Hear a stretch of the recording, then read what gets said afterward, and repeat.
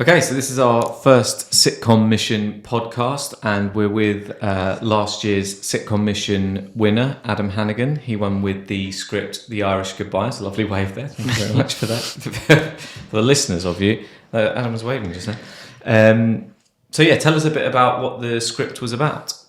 Irish Goodbyes. So the kind of tagline was two bitterly gay Irish best friends want to escape their small little town, but they can't afford to. So they decide to raise money by escorting at wakes and funerals. Yeah. And chaos ensues. Yeah, it was brilliant. It was a great script, and I particularly enjoyed like the snappy writing and the dialogue that was very clear early on. And I think we both could definitely, me and Simon, the other co-producers of Sitcom Mission, could definitely see that this would work really well on stage because it would get that audience reaction because of the back and forth between the characters. So how did you get started with the idea? Was there a scene you thought of first? To be honest, the reason it started is I was working at a production company and there was an Irish producer, and she found out that I was a writer, and she came up to me and she said, I'm always looking for Irish stories. Do you have any? And I was so desperate to impress her. And I always avoided writing about Irish people because I don't know why, I just had this weird connection to my hometown. So I wanted to avoid it. But then to impress her, I was like, I need to write something quick. And this was just after the pandemic. And so the character of Aaron is kind of heavily based on me. Maybe not the escort side of it. So the situation in the funeral, with the heels and stuff during the grandfather's wake, that's all verbatim. Wow. Yeah, I refused to carry my granddad's coffin because I was in heels and I didn't want to do it. Which went down very well in an Irish Catholic family. So that was all verbatim, but it's funny.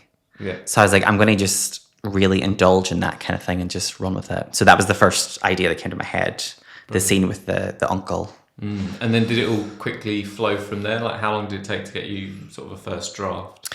Well, the original story was very different direction. It still had the funeral and stuff, but it went in a very different direction. It was very much, I love cold opens in sitcoms, like Brooklyn Nine-Nine, stuff like that. So the funeral was supposed to be just a cold open. That was never the full focus of the episode.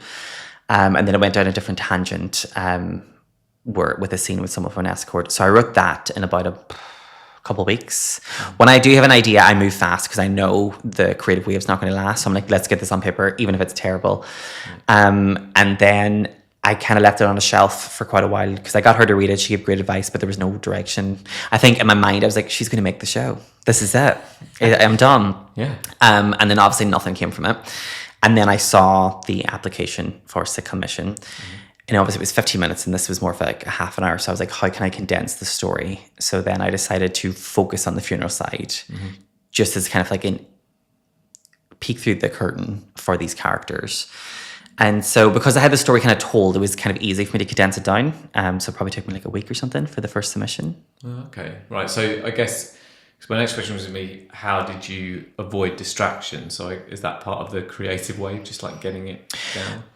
I mean, you have to know yourself. So I know my creative wave doesn't last. And I have friends who can like schedule writing. I can't do that. If I'm not in the mood, nothing's going to come. I will sit and look at a blank laptop for all day. So I just have to go with the wave. But what I try and do whenever I know I've not got the wave is I try and immerse myself in stuff that inspires that kind of writing. So with this, I was watching a lot of Friends, Dairy Girls, like Schitt's Creek and things like that. Yeah, I think that's really key with people to know that like however you work best is possibly just the best way. Instead of trying to copy other people's way, you'll start to learn your own methods. Yeah. And if it is that you need to get that stimulus going to start your writing, do that. Or if maybe it does work for you just to write a little bit a day, do that. Just go with whatever's absolutely getting the results. So if you say lose that wave or like something comes up, how do you get back on track after there's been distractions or breaks in the work? It is quite hard. I'm kind of going through like a writer's block at the minute. And I'm kind of, as I said, I'm just like on the train. I'm watching like Schitt's Creek, stuff that inspired those characters originally kind of thing. And reading back over my work, because sometimes like if I'm really proud of a project, if I read back over it, if I haven't read it in like a month, I kind of fall back in love with it. I'm like, oh God, yeah, I remember this was a good idea, stuff like that. But I also try and get other people to read my work because that keeps me in the loop. Because if you're getting sick of your own work because you're rewriting and you're staring at your own words for too long, someone else's perspective can really help you go, oh, actually, do you know what, this is good. Because I think we're all our worst enemies and our worst critics.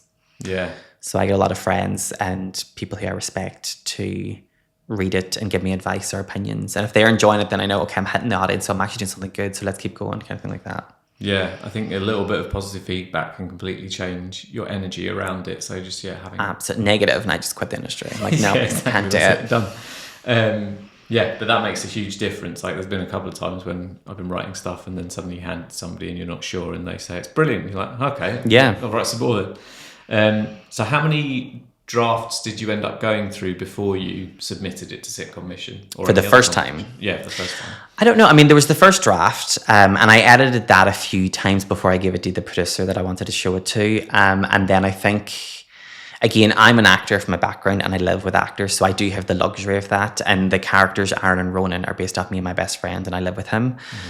So I probably did maybe like 2-3 edits, and it was like I wrote it, we read it out to feel how it actually reads out loud. And I think that's a mistake a lot of people do with their writing, is they don't hear it, because sometimes it just doesn't read well. So we read it out and we saw this works, this is too slow, cut this thing. So I think about like maybe 3 edits in total before I first submitted it. Yeah, and I think that's really crucial with Sitcom Mission and how it works, and also just generally actually thinking about it, is reading your work with people and hearing it at that performance speed. That's why we make that like a critical part of our courses, because it can completely change your view of the characters, or like whole scenes where you're like, okay, I understand perfectly now why that doesn't work. It just seems to change everything when it's performed. So once you submitted it to Sitcom Mission, Adam then made it to the long list. And then at that point, what we do is we give a little bit of feedback on the script, and then Adam made it through to the final. So we gave a little bit more feedback, further tweaks, and again, that was based off what happened in the performance and what it was like when it was in front of an audience. So how did you feel those notes either helped or changed them? I didn't give all of the notes, so you can say honestly. They were awful. No, no, they were really good. I think my favorite note, I can't remember if it was yourself or Simon, was go darker, because I love dark comedy. Like really, like I love to like go for the throat. Yeah. And I didn't know who you people were, so I was trying to be really polite and nice. And I don't know if it was yourself or it was Simon, but someone said, no, this can go darker. And I was like, that's the best feedback a comedy writer can get. So then I just got to go to town and I got to do what I actually wanted to originally do. The most difficult note I got, but it's actually been the most helpful, was about trimming the fat, like cutting it down. Because I think with sitcom, I really learned a skill, because my background's writing theatre. Yeah. And a lot of time in theatre, you kind of have to fill the space. But in TV, that's not the case. So I really learned a lesson on how to tell the exact same story, but in a much shorter way. Mm-hmm. And you don't realize it, but if you actually go back and watch all your favorite shows, sometimes like a scene that gives the most exposition, is that the word, is like 30 seconds long. Yeah. But it doesn't feel like that. And when you're writing it, you're like, no, I need to put more in this, I need to put more in this. So the main feedback you guys give was like, cut it. I think Simon almost had a heart attack whenever he saw how much one of my original scripts long was. I was like, it's fine. But then I ended up cutting like 6 pages off it just by condensing everything. And even then I was like, this is so much sharper, it's so much better for comedy especially. Yeah. And again, that as soon as you get it on stage and in front of people, it's suddenly like, whenever you've overwritten stuff, you're like, wow, everybody was right. I really need to cut this down because it's just not moving along and it's got no pace. Yeah. And when you're watching it as well, you can see the parts that dip really quickly and you can see how, Yeah. So tell me about that first conversation then, after you'd won the competition and you'd spoken to the production company and they said they'd like to option your script. How did that go? It was very exciting. So I didn't actually tell them myself. I was just too shy. I was like, oh, they don't care about me. So they seen it on the Comedy Guide. Yeah, British Comedy Guide. They seen it on that and they were like, Adam, sorry, because I worked there at the time. Yeah. So I sent it in. I gave it to the head of the company and he loved it. He was like, this is great. But he wanted to see more of the world. So it wasn't very much they just optioned there and then. It was like they were like, let's see what you can offer. So I redrafted and made it more of a. I gave them the sitcom mission script, but then I redrafted what an actual full episode would look like. Great. And then I just got pulled aside one day and they were like, we think we should option it. And I was like, thank God, because I can't keep doing this lifestyle anymore. So it was really great. What was that like then, basically? Did you sense that you had this moment where they were saying, do another rewrite and if it's good, we'll option it? No, so I kind of thought, so they were like, let's give yourself a go. And I kind of assumed I could get an option of this, but we're a long way off. I didn't expect after one edit that they'd be like, let's option it. Obviously, since then, we've done so much more edits and we're still working on it, but I didn't expect it to be that quick of an option. So I was very, very happy. That's great. Yeah. And then, yeah, so once they told you that, what did you do that evening? Do you know, I had something, I can't remember, I had something on that evening because I remember I was leaving work and I was stressed and they were like, Adam, can you come back for a minute? And I thought I was getting in trouble for something that I did at my job. So I was like, oh, what is it? And then they're like, it was so casual to them because they do this all the time. Whereas for me, they were like, we're going to option the script. And I was like, shut up. And I'm not a hugger, but I still hug people, which was a big step for me as a person. And then I don't know what I did that night because I was going to something, I think I was going to work at my other job. Okay. So I was like, I can't even enjoy this right now. But then that weekend, I went out and we got a big bottle of champagne, celebrated and stuff. But yeah. Great. Yeah. And what was it that they said that stood out for them in the script? They said it was the best thing they've ever read. No, the main feedback they said to me, which was really nice, is the dialogue. Mm-hmm. They said you can't train someone to write good dialogue. Yeah. And they were like, you just have it. They said there's all the stuff that like we can work on, but he was like, the dialogue is something you have or you don't to make a conversation unreal. And they said I had it, which was really nice to hear. So yeah, I think that definitely stood out for us as well because in the competition we had a lot of entries, like hundreds, and it seemed like sometimes people would get the structure really well. And you'd be like, wow, this is really on point with all like the actions coming in at the right times and it's progressing and it's escalating. But it just wasn't funny enough. And it was the dialogue. And it feels like sometimes that can be a little bit harder. So it's very clear early on that the dialogue was there and then it was just like tweaking the other bits around it. So thank you. That's interesting, yeah. And then, yeah, what happened after that? So they said they'd optioned it. What was it? What happened then? Did they... So we're still in that process now. We're still editing the pilot, redrafting it, kind of really solidifying each character so they stand on their own. Because obviously the sitcom mission was 15 minutes. It's so short. There wasn't much time to really give a backbone to a lot of the characters. So we're really developing them now at the moment, so that... Because I think the two lead characters, they're set. We know who they are. We kind of get it. But the characters around them in the family, we really want to give them all kind of a storyline so that if they're in a scene by their own, you still enjoy watching it. Mm-hmm. We don't want them to exist purely to be like a character for Aaron and Ronan to make fun of. They want to have their own, to bounce off. They want to have their own stance, so that's what we're kind of developing at the minute. The storyline, we kind of have it. I took back the original script that I originally wrote for the producer, and we've kind of amalgamated both of them together. Okay. So, yeah. And so what does that first meeting literally look like? You go into a room with who in the company? So I've been assigned like a producer. That would be the person that, I mean, he obviously clearly seen something in my writing. He wanted to take it on, which is really nice. And then now I work with him one-on-one kind of things. Every project's different. I think if we haven't started pitching it at all yet to any networks, but if that time comes, they may want to bring in an external writer to help, or like all those things, you cross that bridge when you get to it. But at the minute, we're just kind of working together, like intimately, to make it kind of a good pilot to send out. I'm hoping in the new year. Oh, great. Yes. Is that the deadline you're giving yourself, or is that the deadline they... Yeah, I just made that up in my head. The company have not given me that in the slightest, but I would like it to go out in the new year. Yeah. So did you have any, or did they give you any techniques to work up those characters so they were more rounded and had like their own lives going on, or did you go, oh, I know what I need to do? Yeah, they give my head's come back now. There was a technique. I think that it wasn't technique. The main thing you've murdered the phrase that I just gave you there, but it was about the idea of making them stand up well on their own. That idea that each character has their own motives and own goals, because beforehand they were very passive characters.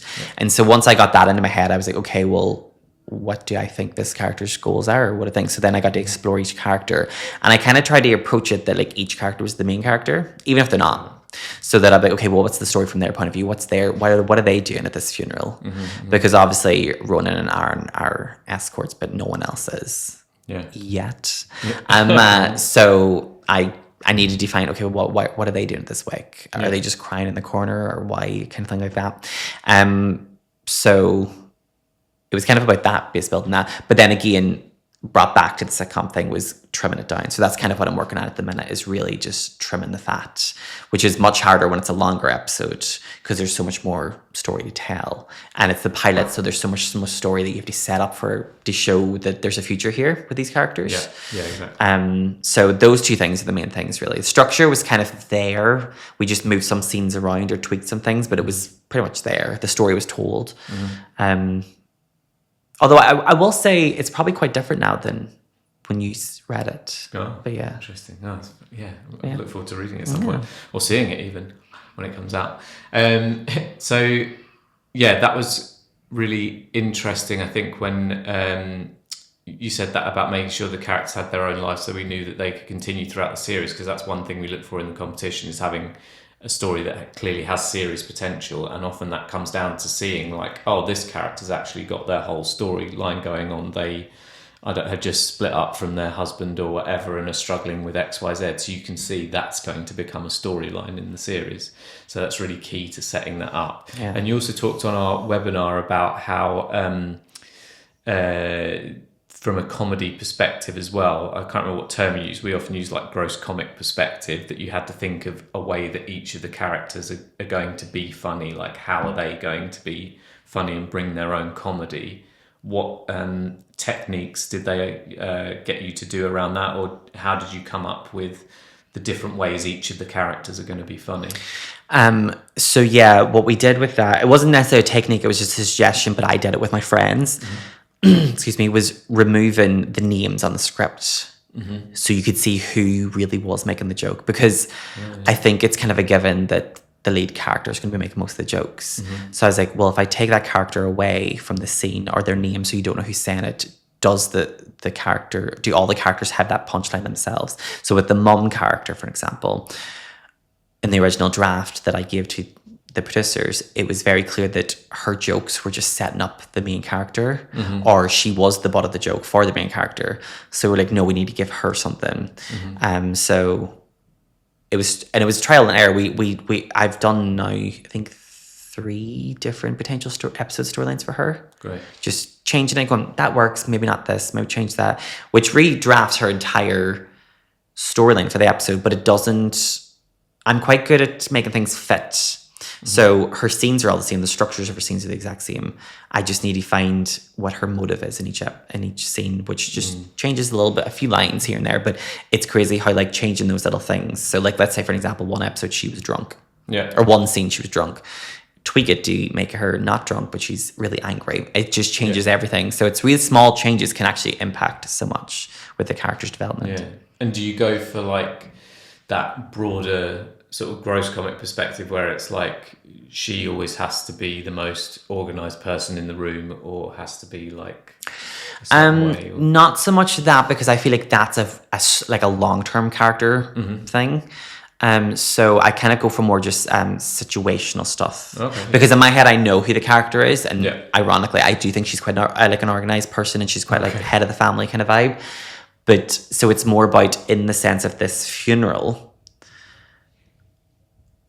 what's happening with her, like, is grief affecting her? Is she different than she normally is? Do the characters recognize that kind of thing, like that? Yeah. And so people also often ask us about treatments. Did you have to do a treatment when you were reworking the script before submitting it to the production company, or Have you, or have you had to do one since that they've optioned you? I didn't have to do one beforehand. I don't know if that's because they saw the sitcom mission, because obviously there was the recording, and then because a lot of the time, I think I could be wrong with this, but I think in my experience, treatments, you give a treatment when you don't have a script ready, so it's a chance for them to see the world that you want to create. Yeah. You can do both, because the more information you give them, the better, I guess. But I think treatments normally come, if you've already got a script, come afterwards for whenever you're pitching it to like the higher ups, I guess, so they can see the whole word vision. So I haven't started treatment just yet. I mean, I started it for myself, but I haven't started it with my producer. Yeah. I'm just getting ahead of the game, because that's another thing, going back to distractions. When I was distracted with the writing of the script, I focused on the treatment, so I was still focusing on the world of the story. Nice. So I was kind of like, my toe was still in it at all times. Yeah. So what goes into your treatment then? Are you working off something that they've given you, to like a template, or do you already know? How does it work? Mine is just going off, because I've worked with treatments before, not mine, but I've worked on other people's before, so I'm just going off that. Every treatment's kind of different. I think it's important, in my opinion, to make your treatment as personal as possible. There is templates, but I think sometimes, if you can imagine, these people get treatments, how many they get a week, you have to make it stand out. And I'm not saying like you should attach like a firework to a letter or something to make it different, but like, so I try to make mine as personal as possible by really focusing on the tone of my show, which is kind of, I mean, the two main characters are horrible people. They're funny, but they're horrible people, so I try to make my script as degrading as, or not my script, my treatment as degrading as possible to the town that it's set in, to the characters. Like for the character of Aaron, which I would play myself, I talk about how in the gay world he's classified as fat and ugly and stuff, because that's just true in the gay world. But because it's funny, because you have to be self-deprecating to be funny, I think. Not always, but I think it helps. Self-aware, should I say. Yes. And then like with the town, Strabon's had its up and downs. Like when I was researching it, one of my favorite things is it's the most bombed town in Europe. Everyone knows this. I didn't know this, but I thought that was hilarious. So just things like that. So I made it very personal in that sense. But then I also, from my experience, love treatments that have something different. I remember seeing a treatment once that was set in the 90s about like a group of girls. So they did a page that was like, do you remember there was like love tests in magazines the girls would do in the 90s? But it was about the storyline. It was like, that's really smart, because it's not. So things like that, basically. That's really nice. So that's a good tip, potentially, then, thinking about how the form can match the function of your treatment. Like there they've gone for the theme of the 90s, and then they've used that for like, then the treatment will function this way as well. So it's just got to work out, maybe send them a bit of soil, something to do with the wake. Or like just start painting my escort number all over London so people can see, you know. Just something, That's nice. Okay, so what are the key things that you're getting in the treatment then, or that you've seen? What are the key elements of a treatment? You break down like the main characters, and it's helpful to put any form of like casting suggestions in, just because it gives it like, you're never necessarily going to get those actors. It's just about so they can see an idea of where your mind's at, because a lot of the times you could pitch a character and someone has a completely different, as you said, when you read it and hear it in person, completely different changes. So it's helpful for you to submit. So whenever I was originally playing with it, I put in, if you remember, Catherine Tate played an Irish mum once. I put that in because like that's the character. Great. That's because although she's not even Irish, that's the most honest depiction of an Irish mother I've ever seen on TV in my life. Apart from like Dairy Girls and stuff, obviously, but this is back in the day. Especially one that has a gay son. But so I put like that image in, so they get an idea of what you're creating in your head. And then it's helpful to put in episode breakdowns, not like full, just like 2 lines of like what you think each episode, so they can kind of have an idea of like, okay, so that's where you're going with your series. But that's never set in stone. Like they still might take up the show and then be like, oh, but we want to change this, we don't like this storyline. Like that can still happen. You have to be very open for change. And then I think it's helpful to put in maybe a second series idea, because they, again, it's about longevity. They want to know, it's still business at the end of the day. They want to know that there's success and longevity of it also. They're the key things. And then you can put in a bit about yourself and stuff, which just helps, and it helps sell you as a person, but it's not as important. And I think it's important to just really sell the show and the story you're trying to tell, the long-term story you're trying to tell as well. So is that a sort of, say if it was 3 pages, is it like page 1 is the sort of title, logline, synopsis, page 2 characters, page 3 episodes, or? Yeah, but I mean, to be honest, like from the ones that I've seen in the past, like a treatment's normally around like 10 pages. Oh wow! So it's like, because it's all about like design, make it really stand out. So like the first page is like just images and stuff, and then people do that. Like you can have like a collage page of images to really set the tone and style and stuff again. So it's there's no information on that page, but they can look at it and go, okay, I see what they're selling here now. You know, right. So like if you were doing Friends, you would do like coffee shops and all that stuff. Yeah. Or Schitt's Creek, you could go to like really rundown motels and stuff to really get the concept in your head. Episodes usually goes through a few pages. I think it's always good to do less characters. Okay. So like in my show, I have loads of characters that I think are important, but I've only done a character page for the 3 mains. Yeah. Because they're the ones that are selling the story. Yeah. Okay. There's no point doing one for like the neighbor that's in 3 episodes. There's no point doing a character breakdown for that character. Yeah. So from seeing as you've read a lot of treatments, what is it about certain treatments that stand out then? Like you said about the quiz, like the sort of form matching the function idea. Is there anything else you find stands out when you're receiving treatment? Yeah, something that keeps you fresh because it becomes so mundane. And then I think I've read some before in the past that, in my opinion, and this is just my opinion, doesn't match to what the story is. Mm-hmm. So, like if you're going for like, if your show is like a kind of about a rundown, let's say like a rundown village or something, and your treatment is this glossy, fancy thing, it doesn't correlate, it doesn't match. So it's about being self-aware. You need to know what you're selling. Yeah. Whether you think that's good or bad, you need to know what you're selling, because your treatment has to match that, because that's all they see. And again, personalize it. Yeah. The more I feel you 100% have your back behind this project, the more I'd want to trust you and go forward with that process. Yeah. I sound like I'm a producer, I'm not. But yeah, but if you're reading lots of treatments, you start to find out what works. Similar to us when we're reading lots of scripts, you slowly start to see what's working and what doesn't. So going back to working with the production company on the script, how does it work now that you're in the middle of that process? Do they set you like targets or deadlines, or like, we need you to finish episode? Sorry, you said you're already working on the pilot. We need you to finish the first half now by this date, or how does that work? Not really. It's kind of like they put the trust in you. It's your term. So I like to move a bit fast because, as I said earlier, like the wave, I like to go as quick as I can. But I do think some people probably, especially if they're new like myself, would probably panic and go too quick and then actually deliver not good work. Yeah. So I do think like you still have to be critical of yourself. So what I try and do is I try and get it written as soon as possible, like each edit.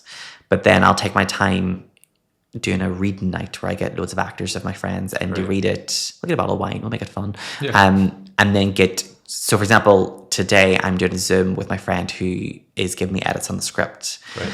I could have given that straight to the producer and he would have given me great advice, but I just wanted to be the best version each time I give it to him. Yeah. Do you know what I mean? Yeah. So he doesn't give me deadlines. They've optioned the script, and that does have I don't know if I'm allowed to say, but that has a deadline to when that contract expires. Yeah.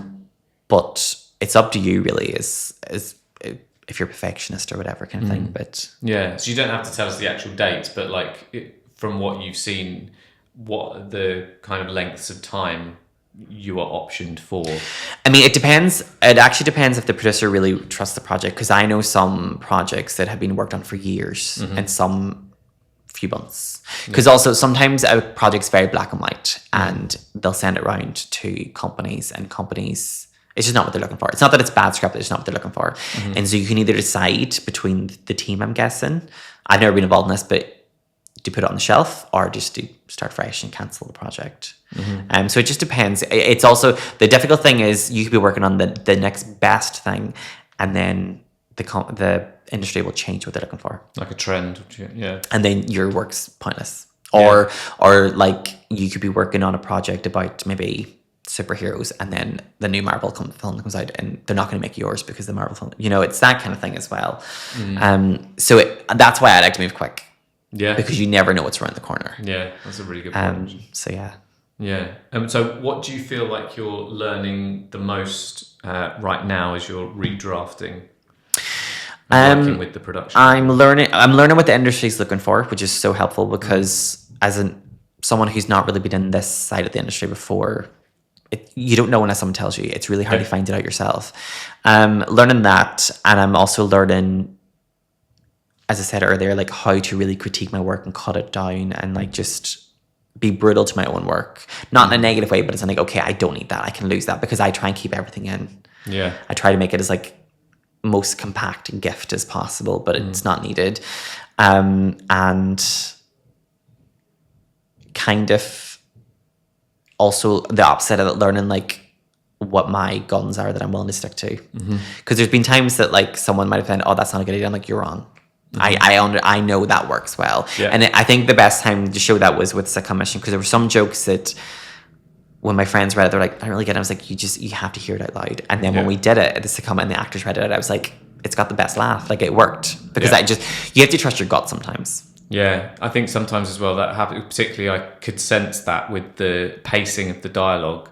I could see where there were moments when there was snappy dialogue going back and forth with the characters, and then there was a break. And just reading it on the page, you go like that. You're going to get a laugh there because it's and then there's a little break, and then you can tell that's when the audience are gonna laugh because they were being cruel about like I think the sister or the cousin or something. Oh yeah, Claire. Yeah, there's lots of like snappy dialogue and Barb's thrown at her and then there's a break. Yeah, so that works really well. And perhaps if you hadn't thought about it on stage, that might not land for you.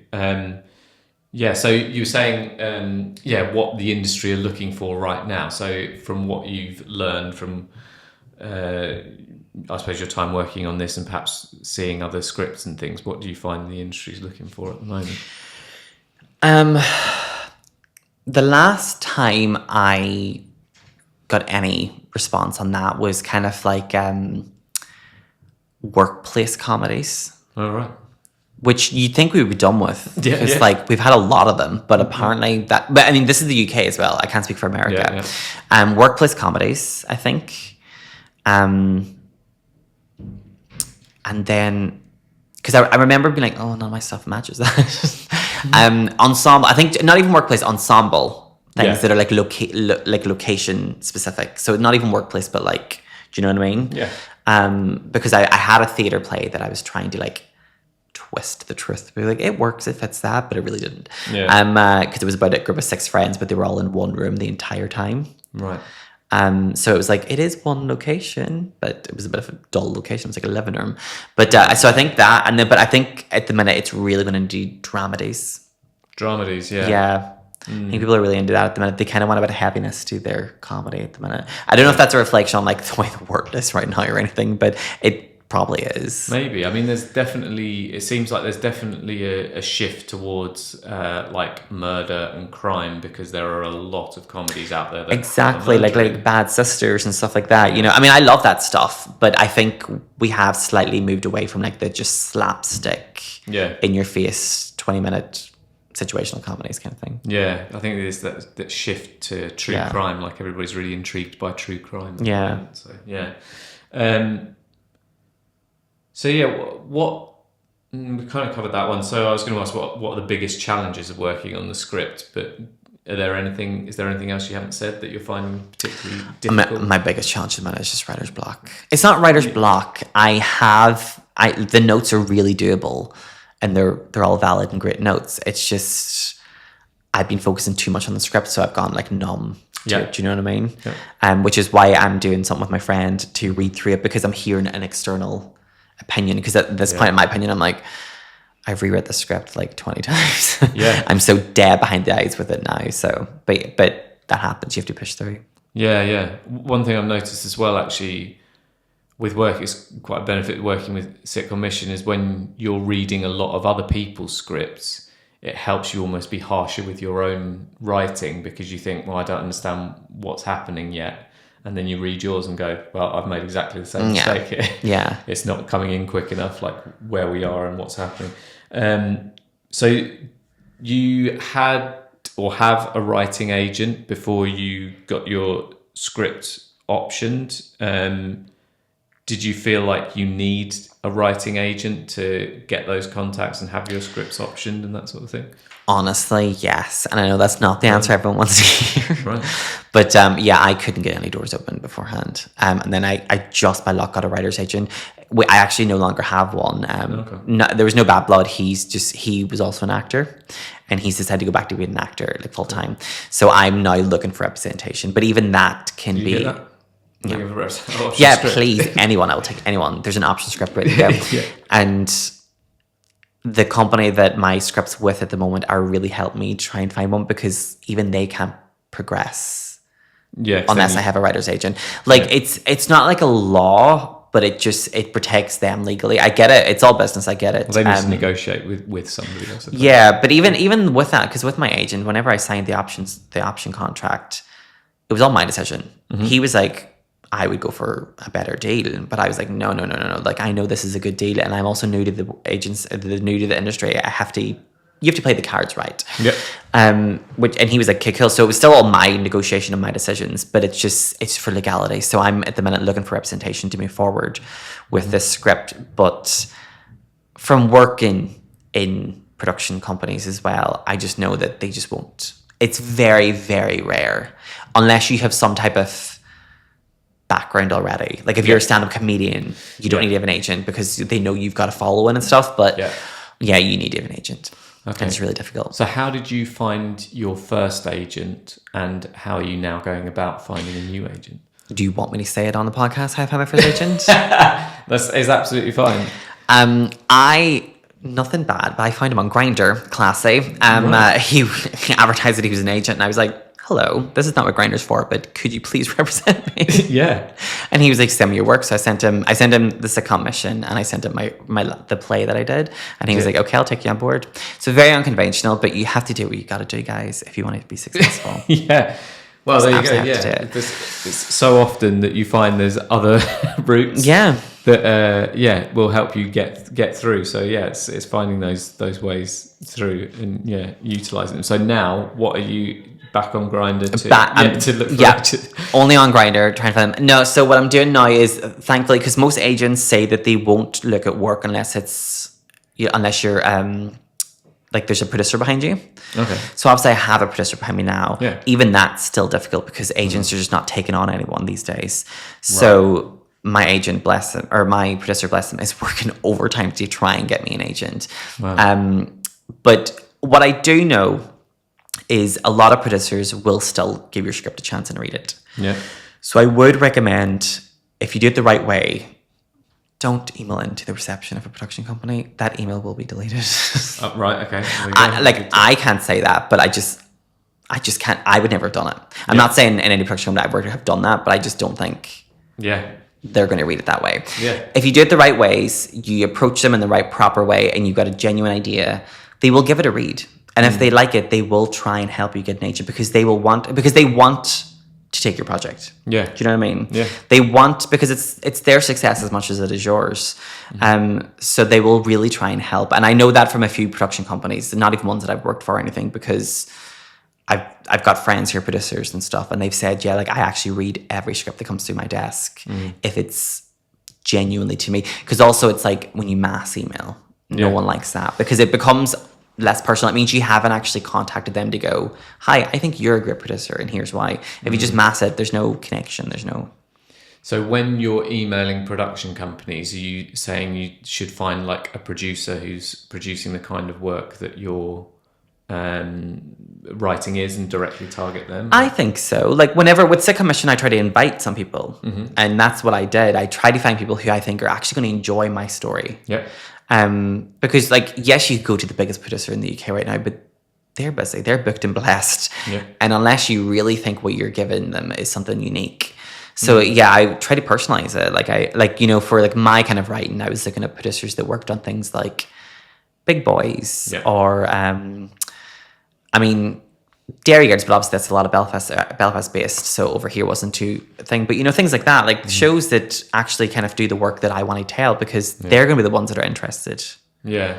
So do you email those production companies even if they're the ones that say we don't take unsolicited scripts? How do you work around that? That often comes up. See, that's difficult. See, I think each person's individual, because as I said, I know producers that say they will read them, but then I think it's protected by law that the companies have to say that. Right. Because I think that I have no proof to back this up, by the way. Just because I know people that say I actually love reading some scripts, because you get some of the most unique approaches if it's someone who's like new and stuff like that. So, because I know Channel 4 are very, if you go on their website and stuff, they're very heavy on saying they want to get new writers, new voices and stuff. So so in terms of getting your script out there, I've always felt like you need to do something to break through that's maybe a bit creative or a different way of coming at it. Obviously, you had the fortune of like how you met your writing agent there. But yeah, because when we find ourselves doing exactly the same thing that the majority of the industry is doing, and we're sort of complaining about not getting noticed, it's usually because we're not coming at things from a different angle. So what are some of the things you've done in terms of strategy of either getting your writing noticed or that is outside of the normal route? I think maybe not for this script, but to get my writing notice, I self-produce.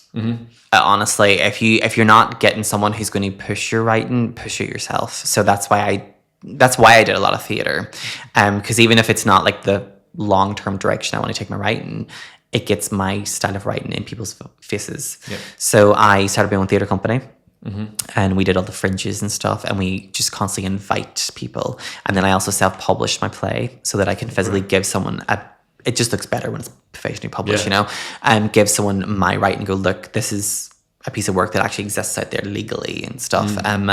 So yeah, I take it by your own, like, do it yourself kind of thing, as much as you can. The annoying thing with that is, of course, it's expensive. Yeah. But if you've got the drive, like, go for it, I'd say. And one tip we've had previously from other producers is this kind of getting your work recorded or out on social media in some way. Have you ever done that, or are there thoughts of doing that, like a kind of, people often talk about like doing a 10-minute taster or something of your pilot script? What do you think about that? I think it's a good idea. I was going to just say that as my other option. I haven't done too much of that. I think it's a great idea, but on a complete different side of that, you have to be good at social media, because you can, like, I have friends who do writing and submit something once a week, and it's great and it's really good writing, but they don't have the following, so it's not going to get to the places it needs to get, unfortunately. I'm a big fan of horror, and just for fun, I wrote like my interpretation of what the new Scream movie opening would be. No one asked for it, but I did it, and I did it and sent it on TikTok and put the script up there, and it got like some nice feedback. But it was fun and it was a creative way to do it. But I would love to continue doing that. But I'd need to get the following, and I'm terrible with social media. That's my problem. But I think it's a great idea. Yeah. What about this idea of, say you hadn't been optioned, but you were still like, you'd won Sitcom mission, you're like, I think this script has really got something.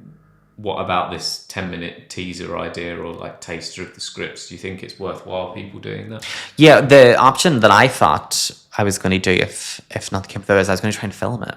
Oh, the whole episode? Yeah, well, like just the 15-minute segment. Oh, sorry, yeah, from Sitcom. I was going to try and, like, again, save up and film it. It probably like low quality, but I was going to do it. Because it's kind of like a 10-minute like preview, but I wanted to do it rather than like actors sitting around reading. I wanted to actually show them the life that I could create. But I think the recording one's just as good. And from your experience of working in production companies, have you ever seen that come through? How does that affect people's opinions of it? I've never seen that. I've seen more people invite you to like a read through and stuff like that. But yeah. But I've never seen someone like submit someone, but like I'm not at the side of it where that would come through me. Do you know what I mean? But I'm sure they've done it in the past. Yeah.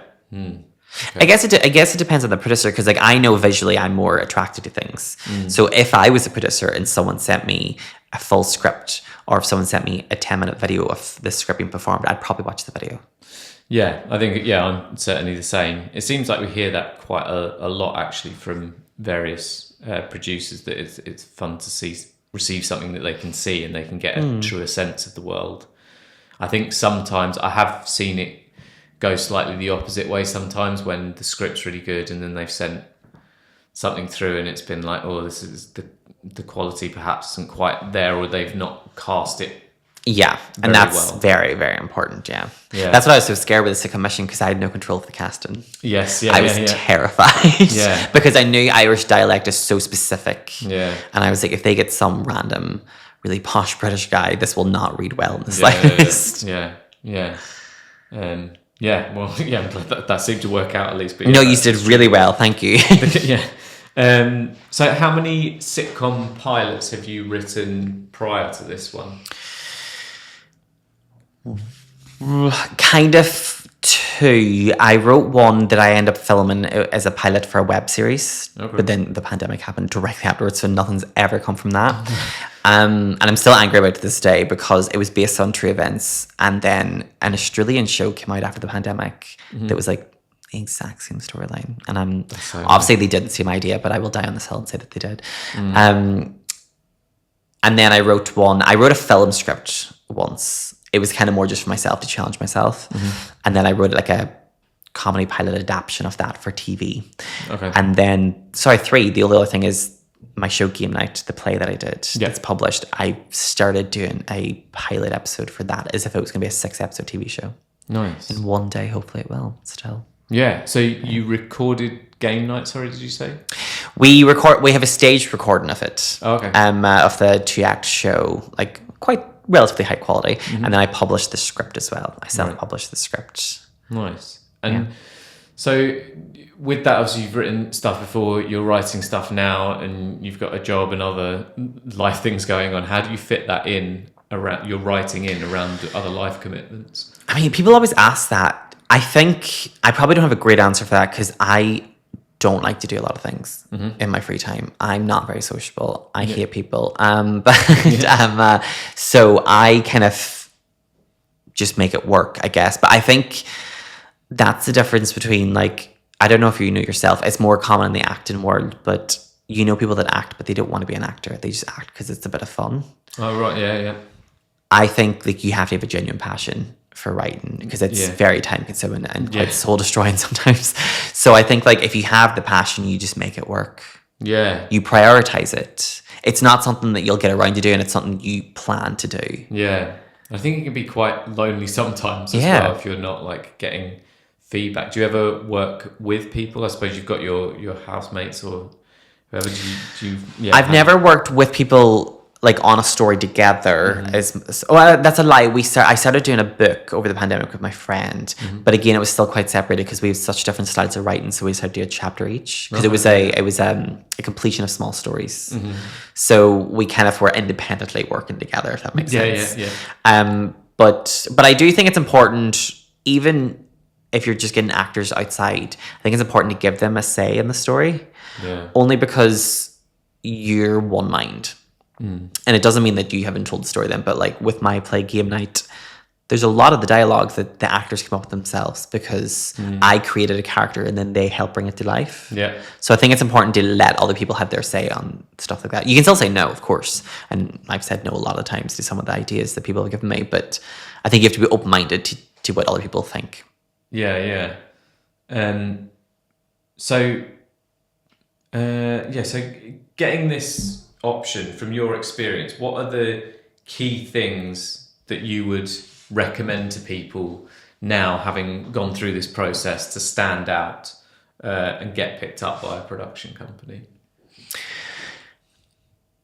Whenever I first gave the script to the Irish producer, like way before it became the Irish Goodbyes, one of the bits of feedback I got, which was really good, was make it bigger.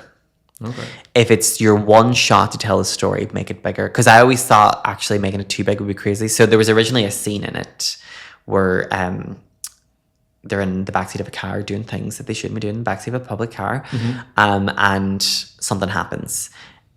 And because that was based on a true experience, it was a very mundane, small thing that happened. Yeah. And then one of the feedback I got was like, how can you make that the biggest thing that happens in this episode? So that's the pivotal moment. And I was like, oh, okay. Because I thought you kind of had to keep it. Because like if you watch like Friends, nothing ever really big happens. No. It's all mundane things. It's quite funny and just causes an episodic thing. Whereas they were like, no, because this show's more about unrealistic. You want to make it as crazy as possible. I'm not saying like someone starts to have magic powers or anything. Like you still keep it in the realm of reality, but like the most dramatic version of reality that you can do. So, and that might not work for every story, but for my story, it definitely worked because it was like, this is your one shot, you got 15 minutes. Yeah. So that's why I end up throwing someone out a 2-story window and stuff, which is not something that would normally happen at a funeral. But I think, but it seems like it's meeting the tone of the piece, because similarly things in like Catastrophe, it's about like two people sort of falling in love and like I suppose the extremities then of them having a baby and wanting to get married. But like there's elements of that, like with him proposing and then he finally gets the ring out and then it gets knocked out of his hand and then falls on the floor and then some woman pisses on it, and it's just like the falling on the floor, I'm like, okay, that's happened before, but if someone's pissing on it, that's new, that's, you know what I mean, but that's what they're looking for, I guess. Escalating it and just making things, and then worse. Just what I said earlier with whatever the feedback one of you could give me was just like, I was clearly afraid to make it as dark as I wanted to, and you said go there. So I was like, so just go there. Always go there. Yeah. You can always bring it back. It's harder if you're pitching an idea to someone and you've got this really specific image, if you're not giving them the clear image, they might not get it. Whereas if you give them too much, you can rein it back. Yeah, that's true. There's often we're giving notes when we do the Sitcom Mission competition and we're getting in scripts. It's often that the characters are saying something you can kind of tell they might be funny, but you just need to give them that little extra exaggeration or extra push of a line to kind of show their opinion on things. And like with that, making it darker, that's like you can always push yourself to give you that extra sentence or make it a little bit worse or make it darker. And I often teach with the course, like give yourself a 2-minute timer and write down all the worst thing that could happen now in this situation or whatever, and then by the time you get down to like number 8 or 9, that's all your subconscious working there, and it's the weird stuff that people will find the funniest because they're like, where the hell did that come from? So I think keep them on their toes.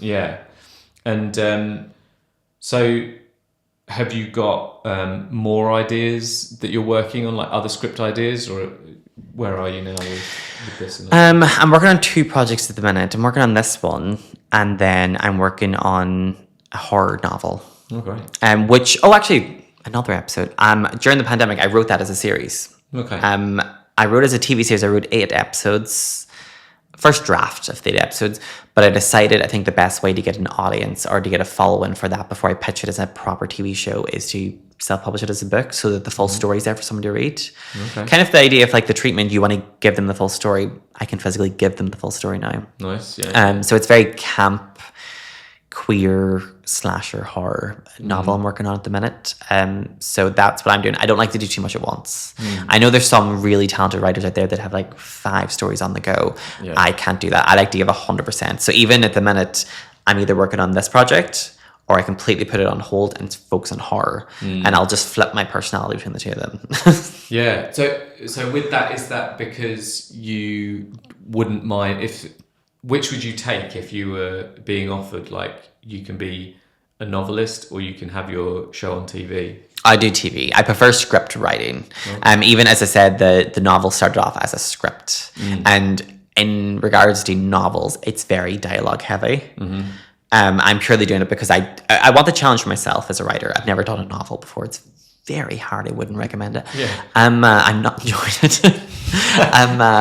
But I love the idea that I'll have a hard copy of the story that I developed in my own head, kind of thing. But then I would much more enjoy if that went forward to make it into a script, into a TV series. So is that using this different format and similar to like your plays? Is that using it as a means to an end of like, I can get this out there and in front of people and then I can still take it down the route of TV? Yeah, I'd like it to go in the both routes. So there's why not? Do you know what I mean? Yeah. But it just keeps me like I've learned so much from doing that project as well as a writer. My main thing is trim and fat. That's my main thing as a writer this last year that I've learned. I waffle, as you can probably tell on this podcast. But so yeah, I just want to be able to challenge myself and do that. And I just think as well, you're building a new connection with different followers when it's a book than it's TV. Do you know what I mean? And then also the two different genres as well. So it's quite nice. I'm like, I don't like to put myself in a bubble. Yeah. Yeah. Pigeonhole? Something like that. Put myself in a box. Yeah. I don't know how many holes pigeons are in these days. Not in London anyway, that's Not for in sure. London, Yeah. Definitely. Great. Well, there you go. That was our first Sitcom Mission episode with Adam Hannigan, who was winner of Sitcom Mission 2024 with The Irish Goodbye. That's it for this one. Hopefully we'll have another one not too far away. But I hope you enjoyed it. Let us know if you have any comments or questions or any further questions. And contact us on Instagram or Twitter. We're at Sitcom Mission. We're on Facebook as well. I think it's The Sitcom Mission. But yeah, see you all soon. And thank you very much, Adam. Thank you. And I hope I didn't say anything that legally I'm not allowed to say. No, we'll edit that in. Yeah.